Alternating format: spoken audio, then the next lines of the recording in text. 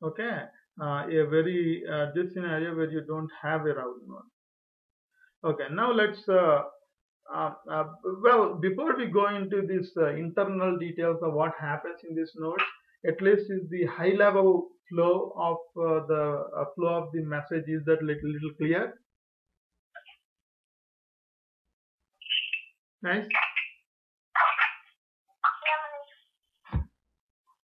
Okay. Pipeline pairs. Now, see, in pipeline pair, this is not anything extra. Like a special node where you have what is this pair going on here? See, a pipeline. Um, yeah, with Bippel, when we with some Bippel experience, you guys, divide the Bippel process flow in stages there, right? And you call them scopes there, right? I mean, we scope them, give a name, and each scope kind of represents, maybe what one logical Java method might be doing, right?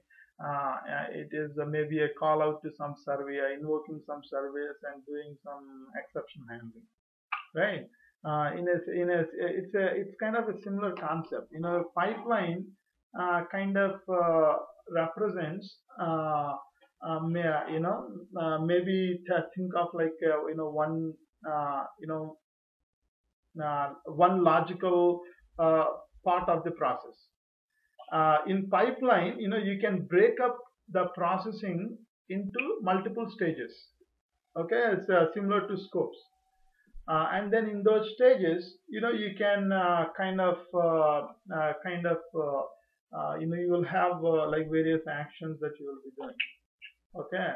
Now let's say in our case where we talked about, let's say we have to call some backend service because in order to enrich the message as part of mediation. Then in the pipeline, maybe you can divide that into like couple of stages, right? Maybe one stage, where you are calling the service and this and that, and in a second stage, maybe where you are doing some transformation. Okay, so when the flow goes through the pipeline, when it is the request that is still being processed, yeah, I mean it will be a request until once the route node is hit, right? Until then, the whole flow will be the request processing. Once the route node is hit, after that, what follows is the response processing. So, as part of the request processing, the request pipeline is executed. So each pipeline is a sequence of stages representing like a one-way processing. Okay, there are no branching, nothing in it. So all the stages in the pipeline will be processed like one after another. Okay, uh, and the other thing is like you can associate error handlers again at the stage level, again at pipeline level, and then you will also associate at the process level. So if you associate an error handler related to the start node, uh, then uh, uh, any errors that are not handled or thrown by within the stage or by the pipeline, will be handled at that level, at the process level. Okay. Essentially that's what a pipeline is. So without going into a lot more theory, let's kind of get through like a simple example. Okay. Uh, Now, okay, let's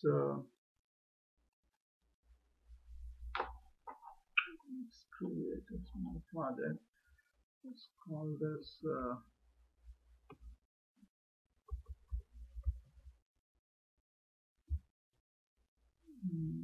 flow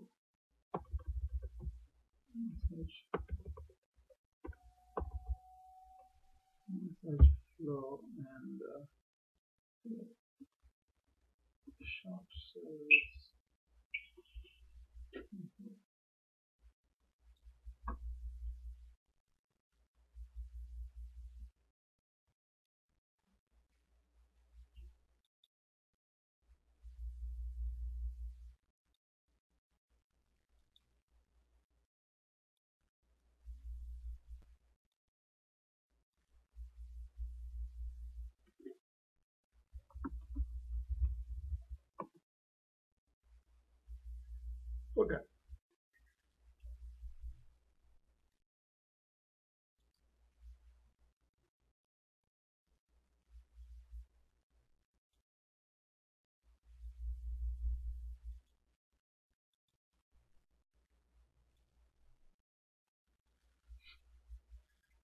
Okay,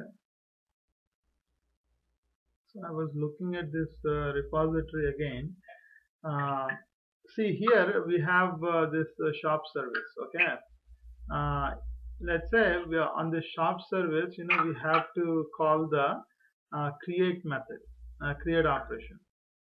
If I have to call the create operation, I need to provide the customer ID.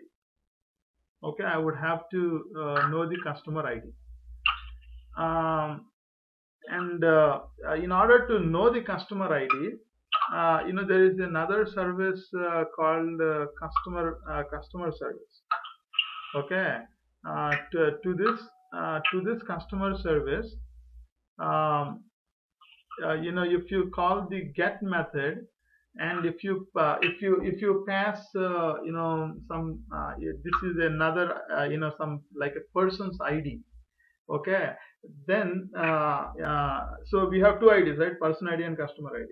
So to that service, if you pass the person ID, then it will return a message that has the customer ID of that person. Okay, say for example 9876, I believe. Okay, 9876. When you call it, so it is like returning a response, and see this ID here in this customer tag that's available is nothing but the customer ID. Okay, so and then using that customer ID, then you can call uh, the shop services create method, right? Shop services create method, which is needing a customer ID. Okay, so now let's imagine that we have a proxy and business service configured to call the shop service.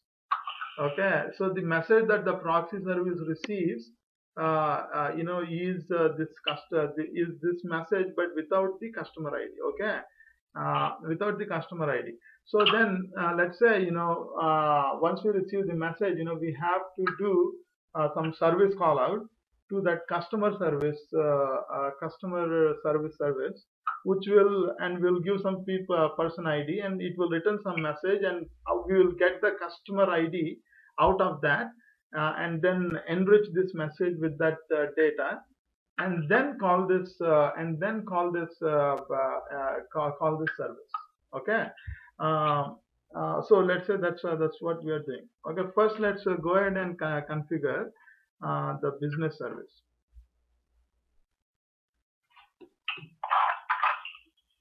So this is for calling the shop service,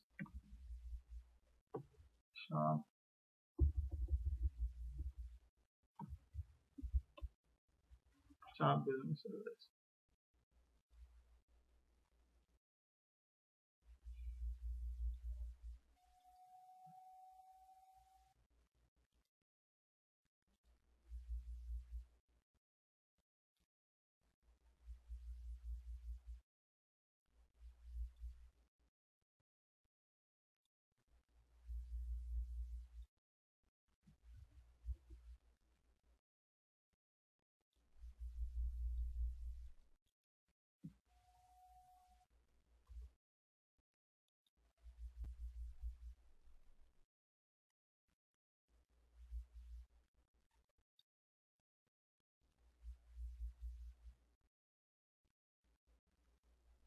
Okay, so we have a business service configured here. Now let's